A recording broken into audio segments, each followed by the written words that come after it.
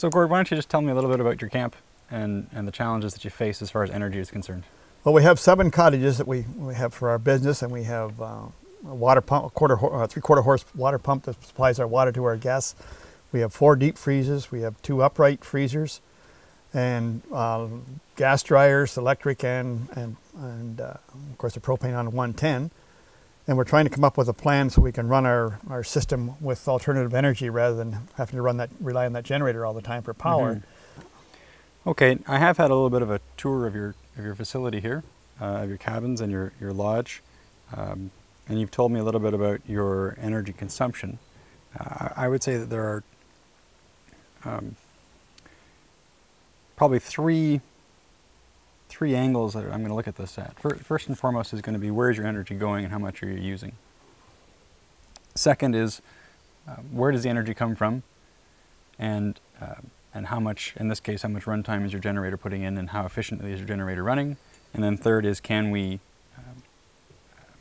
reduce your generator runtime, reduce your fuel cost, but also perhaps look at some alternate forms of energy, perhaps some solar power or something like that. Planning a renewable energy installation starts with determining how much electricity you use.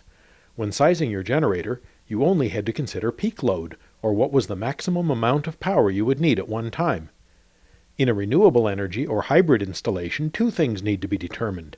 What is the peak load or power requirement, and how much energy is consumed in a given time period. Power is expressed in watts. A light bulb, for example, may consume 100 watts. How much energy it uses depends on how long it's turned on. A 100-watt light bulb that's operated for 5 hours uses 5 times 100, or 500 watt-hours. You mentioned that your generator consumes pretty much the same fuel all the time, regardless of what's going on. It doesn't seem to vary. It's very efficient on the fuel. It runs around 4 liters an hour for fuel over the years since we've got it. So it's not high, and we don't have enough load. Like when the water pump comes on, you'll hear it kick in and kick out, or the electric dryer kicks in and out. When it goes to high heat, you can hear it kit in there. But that's a rare thing that happens. But normal lights and everything you're running, it makes no difference on the power at all. If it makes no difference on the fuel consumption, that's an indicator to me that your generator is not working very hard. No, it's not.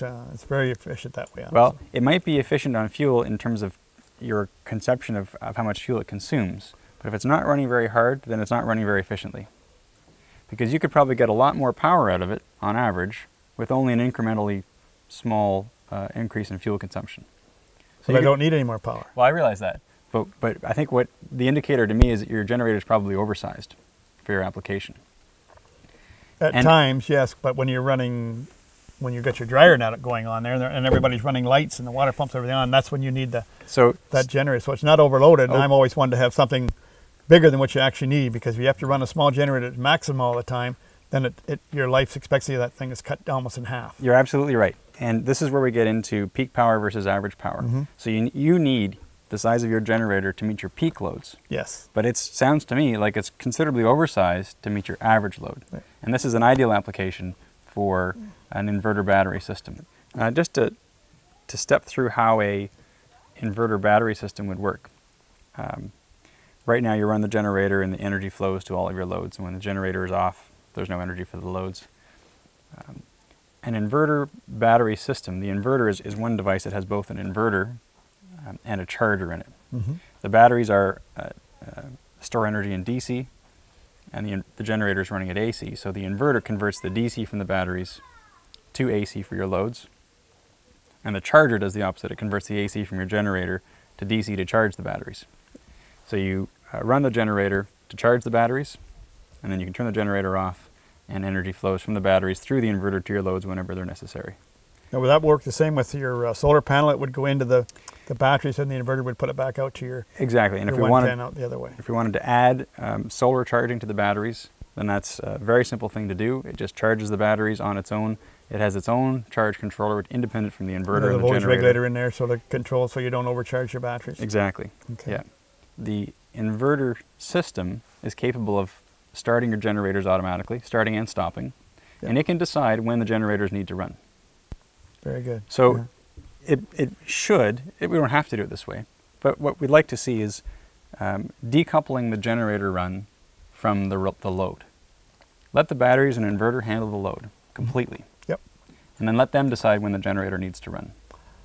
That makes sense, yeah. Then that way, only the generator runs when the batteries are down. Everything goes through the batteries, and then the generator is just a backup then. And that's right. And you can also, and this is still, I'm still talking without solar panels. So the generator does have to run, and we can design a system so that it runs for a little bit every day, or a little bit longer every 2 days, or it runs for a long time every week. It all depends on the kind of investment you want to make, how often you want your generator to run, what your average consumption is, what your peak consumption is. You've indicated to me that if you had all of your lights on running at the same time, you estimate 11 or 12 kilowatts of power. That's right. Quite a large. It is when you get all the lights load. on, and then it's not. Of course, once your freezers kick in, and your power cuts down. But if that's not counting them or your water pump or your well pump besides on it. So it. But that's just a standard. I've counted up the light bulbs and everything we have, and that would be approximately what it would be and those are for all every light. Incandescent light bulbs. Yeah. Right. Yeah. Which are very energy inefficient. That's for sure. Yeah. And you've got 6 freezers, the 4 chest freezers and 2 uprights. Yeah. So those, I haven't seen the uprights, but the chest freezers, they seem to be pretty old. Yeah, they are. They're old. 2 of them are for ice, and then the other 2 we use for storing our meat in that for when we run our bear hunts. Yeah. So I think that based on what you've told me, what I've seen, it looks like those are the 2 largest loads that you have. That's where, when you're running your generator, the energy is going to lights and the freezers. Another thing that might be useful, if we're really trying to get a really accurate picture of how much energy you're consuming on average, is to actually put a meter on an appliance and measure how much energy that consumes. Yeah. That would really be a good idea. Then, even if up and put it on, then you know exactly it would scare you probably on some of these old freezers. I think it probably would. Yeah. So here's a sample of an energy meter. It's a very simple one. It's available at Canadian Tire for $26. Really? You just plug this into the wall, and then you plug your appliance into that. And it'll tell you exactly what, you can just reset it and put it what you want. Exactly. And you let it run for a few days or a week or 2 weeks, depending on what kind of appliance it is. And it will count the energy that it consumes. In terms of estimating your consumption, I'm just going based on my experience and my ability to do some quick calculations in terms of your average energy consumption. And the units we use for that are kilowatt hours per day. Your freezers, so an old freezer probably uses around 3 or 4 kilowatt hours per day. I think your well pump probably uses that or a little bit less. If we ballpark your lights, you said 11 or 12 kilowatts in total. Now they don't all run all the time. No, they're not all going. No, that's But even if we say that, let's say all those lights are on for 2 hours a day, they might not all be on at the same time. Yeah. But a total of 2 hours per day. That's 24 kilowatt hours per day, which is quite a large load. As a point of reference, a typical urban home consumes somewhere between 20 and 50 kilowatt hours per day for everything.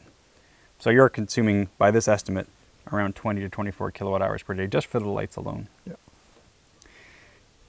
When we are looking at replacing or offsetting your generator with some equipment, let's say an inverter and battery system, then we would need to know how much energy you need on average, right, as well as what you would need on a peak. Because we need to be able to supply that peak from the inverters, as well as supply the average energy from the battery bank. And so when we design a system, those are the parameters that we work with. Your first opportunity, I would say, in terms of reducing your fuel costs is improving your energy efficiency. Yep. We've already discussed about perhaps replacing those incandescent light bulbs with compact fluorescents. right. That would cut your load down. Right? And I think that you could probably cut your energy consumed for lighting by more than half. Yeah, no doubt. Yeah. And lights is one of your big loads. Yep. So that's a major factor. Yeah, because we have a lot of 100-watt bulbs and 60-watt bulbs where you put the condensants in where you're down to 13, 15, 20 watts. Yep, that makes a huge difference. And then you would have to do, once you've had the system in, you just run your water pump when everything's else off, because you had the battery power, you could run your water pump without all the other lights being on, so it wouldn't take a reserve off your batteries all the time. So it's just a matter of organizing everything to do it properly. And do it in stages.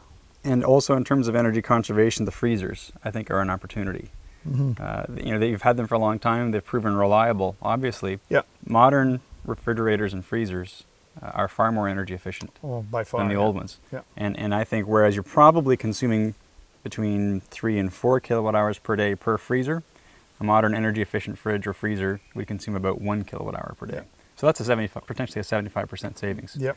And in fact, in my own house, I replaced an old fridge not that long ago with a new one and achieved exactly that, say a 75% savings in energy consumed. Yeah. So that could translate to quite a bit in your total fuel cost. Now if we move on to the idea of trying to reduce your generator runtime by including an inverter and batteries, the size of that system and therefore the cost to you is going to depend on two things, as I mentioned, your peak requirement and your average requirement. Yep. So if we can reduce your average requirement by putting in compact fluorescents, perhaps replacing the freezers, then that will dramatically decrease the size of the inverter and battery system, therefore reducing the cost to you. So in terms of easy to do and bang for your buck, the best thing that you can possibly do is reduce your consumption. Yep. It reduces your fuel cost, it reduces your generator runtime, and it also lets us to design a smaller system that will run more efficiently. Let's review the steps that JP has suggested to reduce Gord's energy cost. The first step is to improve the overall efficiency of Gord's establishment. Replacing incandescent lights with compact fluorescents and replacing Gord's old inefficient freezers will result in a substantial reduction in both the peak and average loads. Once the necessary steps have been taken to maximize the energy efficiency of the camp, an accurate estimate of the peak load and daily energy consumption will be needed to design the system. The inverter bank will be configured to meet the necessary peak load. Inverters are available in a stackable configuration that allows a pair of 120-volt inverters to be used to provide the normal split 240-volt configuration. Additional pairs of inverters can be added to the stack to increase the system capacity. The system will require sufficient battery capacity to operate the loads when the generator isn't running.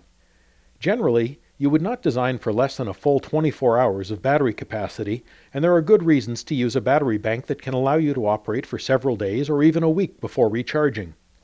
The less deeply you discharge the batteries, the more times you can recharge them before they fail. As a rule of thumb, you don't want to discharge batteries to less than half of their capacity, so the battery bank needs to be rated for at least twice your anticipated energy use between charges. Also, it's not practical to add batteries to an existing bank, so you want to make the battery bank large enough to meet your needs to avoid replacing it prematurely. If you add solar or wind power in the future, you want enough battery capacity to carry you through a few days of cloud or low wind without having to start the generator unnecessarily. Although system requirements for every lodge are likely to be different, the steps needed to configure a renewable energy or hybrid system will be the same. First, you need to maximize your energy efficiency in order to create a system of reasonable size and cost. Next, you need to determine your peak loads and daily energy consumption in order to arrive at the correct size for your inverters and batteries. Finally, you can look at adding additional sources of renewable energy such as solar or wind power in order to reduce the runtime of your generator. Although somewhat more complex than simple generator installations, the components used in modern renewable energy or hybrid systems have a proven track record of providing significant savings on energy cost while providing clean, reliable power.